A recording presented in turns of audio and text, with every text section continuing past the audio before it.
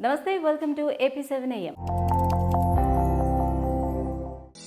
Software professionals, office work చేసే వారిలో చాలా మంది మెడ, నడుము నొప్పితో బాధపడుతుంటారు. దీనికి రీజన్ ఏమిటి? ఎలా కూర్చుంటే బాడీ పెయిన్స్ రాకుండా చూసుకోవచ్చో ఇప్పుడు చూద్దాం. కుర్చీ వెనుక భాగాన్ని పూర్తిగా ఆనుకొని ఉండేలా నిటారుగా కూర్చోండి. ఏదో ఓ పక్కకు వరక్కండి. 2 కాళ్ళు నేలకు ఆనించి కూర్చోండి. ఎప్పుడూ కాళ్ళు మడత పెట్టి కూర్చోకండి.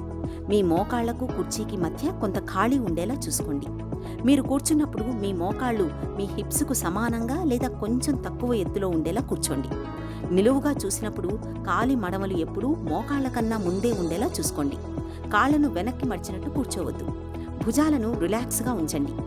ముందుకు వంగినట్టుగా ఉండకండి. మానిటర్ స్క్రీన్ మీ కళ్ల ఎత్తుకు సమానంగా ఉండేలా చూసుకోండి. తల వంచడం కానీ పైకి ఎత్తడం కానీ అవసరం లేకుండా చూడండి. మీ డెస్క్ చివరి నుంచి 4 నుంచి 6 అంగుళాల దూరంలో లోపలికి కీబోర్డ్ పెట్టుకోండి.